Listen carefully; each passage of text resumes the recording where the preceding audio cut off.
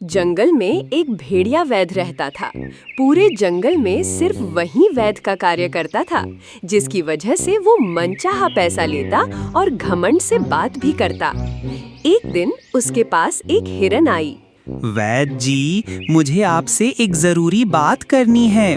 पिछले 3 दिनों से मेरे पेट में अजीब सा दर्द हो रहा है। कुछ समझ नहीं आ रहा, क्या करूं? नींद उड़ चुकी है, खाना भी नहीं खा पा रही हूं। आप ही कुछ कीजिए।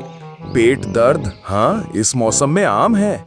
मैं तुम्हारे लिए खास काढ़ा बना सकता हूँ, मगर इसका दाम है 5 सिक्के। हिरन के पास सिक्के नहीं थे। उसने विनम्र भाव से कहा, 5 सिक्के? अभी तो मेरे पास कुछ नहीं है वैद्य जी, लेकिन मैं वादा करती हूँ, जैसे ही आराम मिलेगा आपकी राशि चुका दूंगी। बस अभी मदद कीजिए। बिना पैसे इलाज? तुम्हारे जैसे नखरीले जानवरों का यही हाल है। पहले इलाज चाहिए, बाद में गायब हो जाते हो। मैं कोई मूर्ख नहीं हूँ जो मुफ्त में सेवा करूँ। निकलो यहाँ से। भेड़िए की कटु बात सुन के हिरन को बहुत दुख हुआ। उसने कहा, वैद्य जी, मेरी मजबूरी समझिए, मैं सच में। एक शब्द और मत बोलना, निकल जा, वरना। भेड़िए की खरी खोटी सुनने के बाद हिरन भरी मन से वहाँ से चला गया और रोते बिलखते अपने दोस्त गधे के पास पहुँचा। अरे अरे दोस्त, क्या हो गया? इतना परेशान क्यों दिख रही हो? कोई तुम्हें तंग कर रहा है क्या? गधे भाई, वैद्य भेड़िए के पास गई थी पेट दर्द की शिकायत लेकर, मगर उसने मुझे अपमानित कर भगा दिया। क्या? ये तो हद हो गई। भेड़िए की ये जुर्रत कि मेरी दोस्त को जिल्लत दे। देखना, अब मैं कुछ ऐसा करूंगा कि उसे उसकी औकात याद दिला दूंगा। बस तुम देखती जाओ। गधा अपने खास दोस्त बंदर से मिलता है और उसे अपनी योजना में शामिल करता है। एक दिन भेड़िया अपना काम कर रहा था, तभी एक बंदर उसके पास आया। ओह, तो तुम हो इस जंगल के वैद्य, मगर तुम्हारी दवाइयाँ तो बहुत साधारण सी दिख रही हैं। क्या यही सब है तुम्हारे पास? तू कौन होता है मेरी दवाओं पर सवाल उठाने वाला? मैं इस जंगल का सबसे बड़ा वैद्य हूँ। सालों की मेहनत से ये ज्ञान पाया है। मैं कोई साधारण बंदर नहीं हूँ, मैं हिमालय का वैद्य हूँ। मेरी जड़ी बूटियों की गूंज पूरे विश्व में है। तुम्हारी साधारण काढ़ा मेरे सामने कुछ नहीं। इसने देखकर बता दिया। क्या मेरी दवाई साधारण जड़ी बूटी से बनी है? अगर ये सच में हिमालय का वैद्य हुआ तो मेरे लिए फायदे का सौदा हो सकता है। इसकी परीक्षा लेता हूँ। अच्छा, कैसे मान लूं कि तुम बहुत बड़े वैद्य हो? क्या सबूत है? उनकी बात शुरू हुई ही थी कि तभी एक गधा उनके पास आया। वैद्य जी, कोई दवा दीजिए कि मैं बहुत बुद्धिमान बन जाऊं। सब जानवर मेरा मजाक उड़ाते हैं। ऐसी कोई दवा नहीं है गधे। भला कोई दवा तुम्हारी बुद्धि थोड़ी ही तेज कर देगा। अभी यहाँ से जाओ, हमें बात करने दो। तभी बंदर बोला, ऐसी दवा है और वो मेरे पास है। ये लो, इसे पी लो। तुम्हारा दिमाग बिजली की तरह काम करेगा। अरे वाह, दवाई पीते ही तो कुछ महसूस हो रहा है।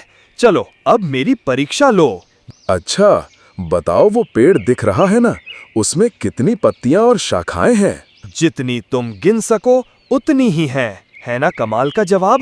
वाह, क्या मैं अब बुद्धिमान हो गया? गधे जैसे जानवर के मुंह से ऐसा जवाब सुन के भेड़िया हक्का बक्का रह गया। उसके मन में लालच आ गया। भाई, वो दवा मुझे दे दो, मैं उसके बदले जो मांगोगे दूंगा। हमारे जंगल में बहुत से जानवरों की बुद्धि कमजोर है, मुझे उनका उपचार करना है। सोच लो, कीमत भारी होगी। भेड़िया भारी कीमत देकर वो दवाई खरीद लेता है और सीधे राजा शेर सिंह के पास पहुंचता है। बोलो वैद्य भेड़िए, कैसे आना हुआ? महाराज की जय हो। आपके लिए खास दवा लाया हूँ। याददाश्त कई गुना बढ़ा देगी। अक्ल तो जैसे घोड़े से तेज दौड़ेगी। अच्छा, अरे वाह। एक राजा को हमेशा होशियार होना चाहिए, इसलिए उसकी बुद्धि हमेशा तेज होना चाहिए। बताओ, तुम्हारी दवा की क्या कीमत लगाई है? महाराज, मुझे मात्र 100 सिक्के और जंगल में एक दुकान की जगह, ताकि मैं अपना व्यापार बढ़ा सकूं।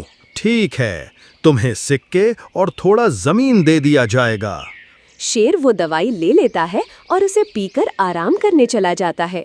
मगर कुछ देर बाद शेर सिंह को पेट में तेज दर्द होने लगता है। हाय राम, कैसी दवा दी है उस भेड़िए ने, कितना पेट दुख रहा है। वो अपने सैनिकों को बुलाता है और कहता है, सैनिकों, जाओ उस वैद्य को पकड़ के लाओ। अरे ओ भेड़िए, चल, महाराज ने तुम्हें याद किया है। तूने जो दवा दी थी उसकी वजह से महाराज को पेट में दर्द हो रहा है, जल्दी चल। भेड़िया थोड़ा घबरा जाता है, मन में सोचता है, अरे ये क्या हो गया, शेर सिंह मुझे कच्चा चबा डालेगा, कुछ सोच, जल्दी सोच। बेवकूफ, क्या जहर पिला दिया, मेरा पेट फट रहा है।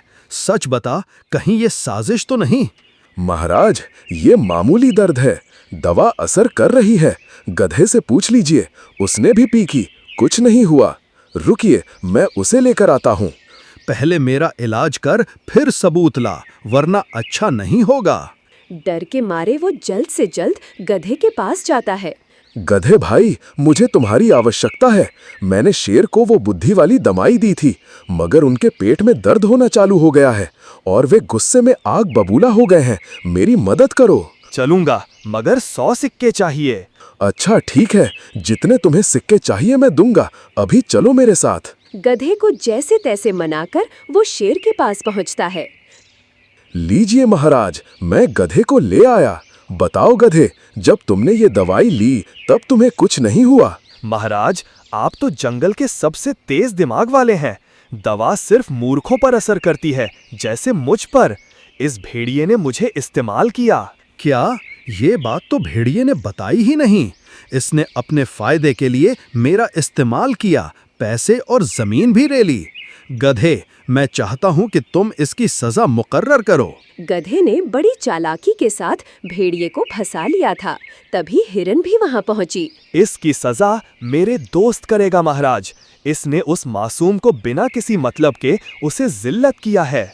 महाराज, मैंने इसके लिए आसान सजा ढूंढी है। ये पूरे जंगल का 1 साल तक फ्री इलाज करेगा। इसके लालच की यही सजा है। ये भी अच्छा विचार है। आज से भेड़िया 1 साल तक सबका मुफ्त इलाज करेगा और सबको सही दवा भी देगा।